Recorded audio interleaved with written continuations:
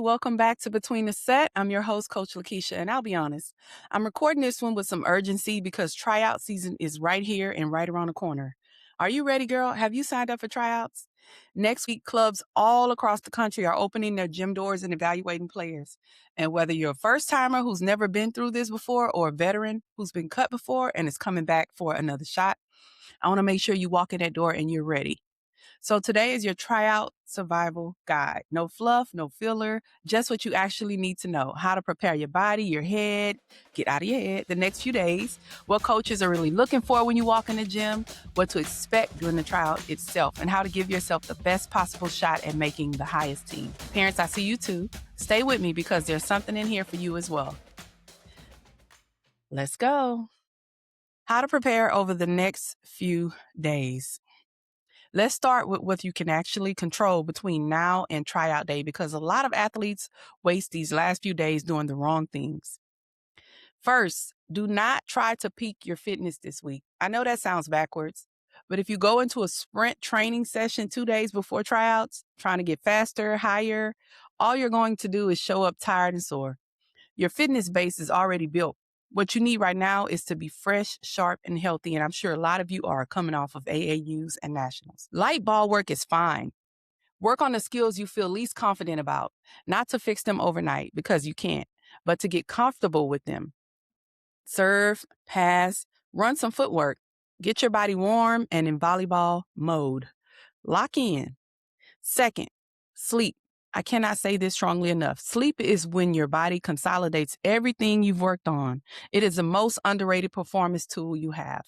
If you are staying up late on your phone, scrolling the night before tryouts, TikToks, you are actively working against yourself. You're going to be tired, girl, and it will show at tryouts. Third, let's talk about nutrition. Eat good, healthy, clean, real food. Stay hydrated.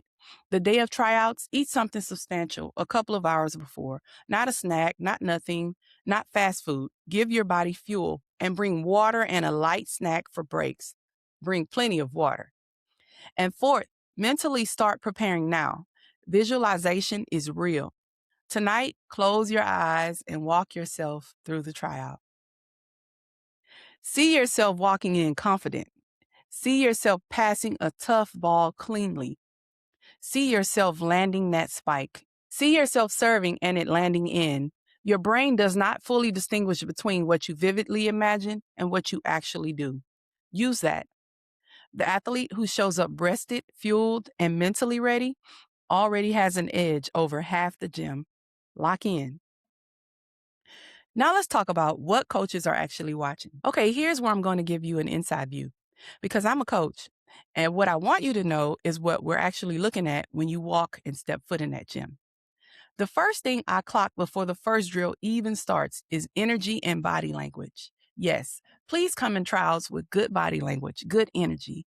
Be enthusiastic about it.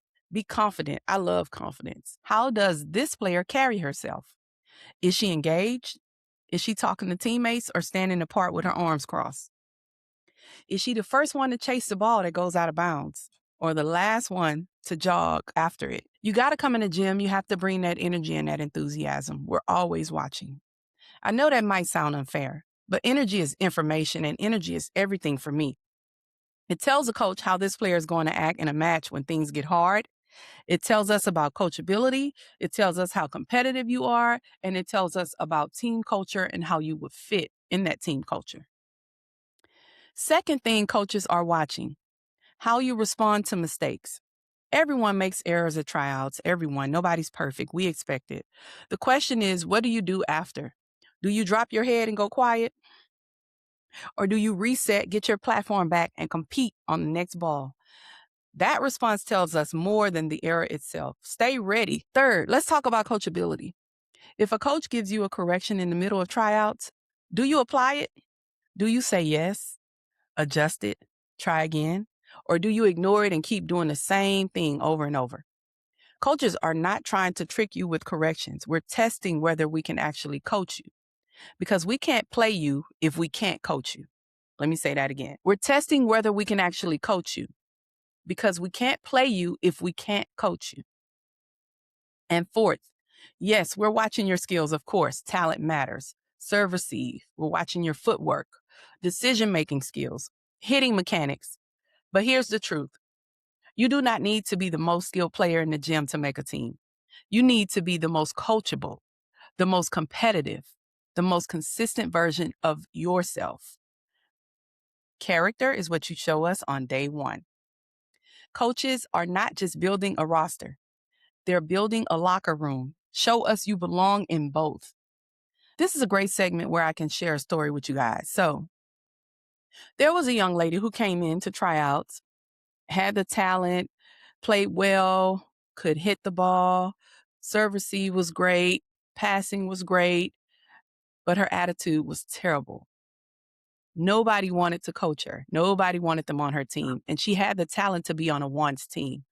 A ones team is one of the highest teams you can make in the club volleyball gym, or varsity team is one of the highest teams you can make. She had the talent to be on the varsity or the ones team. But because of her attitude and no one seeing her as coachable, no one chose her to be on their higher level teams.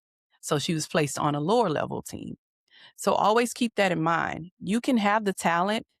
You can be great at everything, all the pressure they put you under on the floor, passing, setting, hitting, being a team player, talking to your teammates, serving the ball, getting to the ball, communicating, doing everything and all of those things. But if your attitude is not good and you don't have the energy, you won't fit on a higher team and you will not be picked for that team. Now, let's talk about what to expect inside the tryout.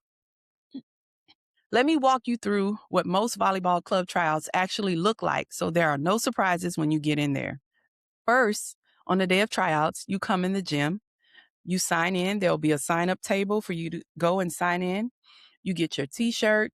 Some of those are color coded by position. You might have white for hitters. You might have blue for setters. You might have dark blue for DS and liberos. It just depends.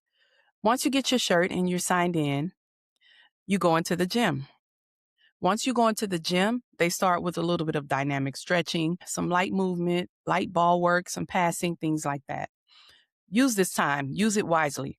Show your athleticism and your attention from the jump. I'm telling you, you got to stay locked in. Go in the gym and stay locked in and stay ready so you don't have to get ready. Then you typically move into skill stations. They'll have a station for passing, setting, hitting, serving. Each station is an opportunity. Approach every single one like it's the one they're scoring you the hardest on, because any one of them might be. And also, don't keep yourself at one station. If you feel like you want to try a setting station and a passing station, do a setting station and a passing station. If you want to try outside station and right side station, try both. Don't put yourself in one box. If you're at tryouts and you want to be seen, whatever position you want to be seen for, try out for those positions. After stations, which they call it stations, the passing, the setting, the hitting, most tryouts move into game-like situations. They'll have like scrimmages, wash drills, competitive scenarios. This is where a lot of players either wake up or fall apart. Yeah, you know those drills where there'll be like 3 balls on this side, 3 balls on that side, and they have 6-on-6 and they're just allowing everyone to play. This is where you need to bring it, because all of the coaches are walking around. They're watching you. They're watching how competitive you are. They are watching your character, because competition reveals character. When the ball drops on your side, do you point a finger or do you call yours? When your team goes on a run, are you celebrating your teammates or just yourself? All of these things are being watched. A few practical things. When you're not in a rotation, stay engaged. Watch the ball. Be ready to sub in at any second. Coaches notice the players who are locked in, even when they're not actively playing. And they definitely notice the ones who aren't. Don't be afraid to talk on the court. Call the ball. Communicate with whoever you're playing alongside, even if you've never met them. Got it, mine, help, short. Those words matter. Silence on the court reads as disengagement, and no coach is going to fight for a quiet player. Me as a coach, I like you to come in and bring that energy. I like you to cheer. I like you to be excited and have fun while you're doing it, not always serious. And if you're nervous, which I know a lot of you will be, just know that a little nerves is your body getting ready to compete. Channel it. Take a breath. The first contact is always the hardest. After that, the game takes over. Treat every rep like it's your audition tape because it is. Now let's talk about the part you really came for. How do you actually make a team? Decide before you walk in that door that you are going to compete. Not hope, not see how it goes. Compete. There's a difference between a player who shows up and plays and a player who shows up and competes for every single ball. Coaches feel that difference immediately. 2, be a great teammate to people you just met. Encourage the player next to you. Pick up the ball for someone else when someone makes a play. I know it sounds small, but in a room full of players, everyone is trying to outshine each other. Everyone is auditioning. The one who lifts others while competing hard stands out. I love that. That stands out for me as a coach. That is a culture setter. Every coach wants one of those. 3, stay present after mistakes. This is where most athletes lose ground without knowing it. One bad pass leads to a tight jaw and a hesitant next contact. Then another mistake. Then disengagement. That spiral happens fast and it's hard to recover from in a tryout setting. Don't spiral. Practice resetting before you walk in. Deep breath, short memory, next ball. Count to 5. Take a breather. If there's a moment where a coach asks for volunteers or where someone needs to demo something, raise your hand. Put yourself in the moment. Be seen. Don't wait to be chosen. Coaches remember the players who step forward. And 5, and this one is just as important as any of the others, be yourself. There's no point in trying to play a position you're not, pretending to be more advanced than you are, or performing a personality that isn't yours. We will see it. Coaches are experienced at reading people. Authenticity is compelling. Pretending is exhausting and it shows. You ain't got a lot to kick it. The player who walks in knowing who she is, plays hard, lifts her teammates, and responds to coaching, she almost always finds a home somewhere on that roster. Trust me. For the parents, quick word. I know everyone's going to be excited about tryouts coming up, but I have something for you too. An important one that I wanted to bring to you parents. Your athlete is going into a high-pressure evaluation next week. The most important thing you can do is regulate your own energy because she is reading you. If you are anxious, she will feel it. If you're talking about outcomes and cuts and which team she has to make, she will carry that weight into the gym. And we see it all the time. What she needs from you this week is simple. I believe in you, girl. Whatever happens, I'm proud of you, girl. Go play your game. After the tryout, let her lead the conversation. Don't interrogate. Don't analyze every mistake you saw from the bleachers. Ask her how she felt, then listen. The result matters far less than whether she walked in and competed with her whole self. Your job is to be the safest place she has during this process. Be that safe place. All right, let's land it. Tryouts are not a test of your worth as a person. No. They are a snapshot of where you are right now as a player. And what you do in the days you have left before you walk in that gym can still shift that snapshot. Rest. Fuel your body. Visualize. Show up with your shoulders back and your head held high, girl. Yes. Communicate. Compete. Reset fast. Be coachable. Lift your teammates. Do those things, and I promise you, whether you make that specific team or not, you're going to walk out of that gym knowing you gave it everything you had, and that is something no cut can take from you. And that is a coach philosophy for me. If you've came in and given me 100% and you feel like you've given me 100%, that's all I ask for and that's all you can give. If this episode helped you, share it right now with an athlete or parent who needs to hear this. Tryouts are next week. There's no time to sit on it. Send the link, share the episode, get it in front of someone who needs to hear it. And if you're an athlete listening to this the night before tryouts, go get some sleep. Seriously. I'll be rooting for you. Now go compete. Stay ready, stay focused, get some rest, get your fuel, and good luck to everyone out there who's going for tryouts next week. This is Between the Sett. I'm your host, Coach Lakeisha. Thank you for tuning in. I'll see you guys next week. Bye.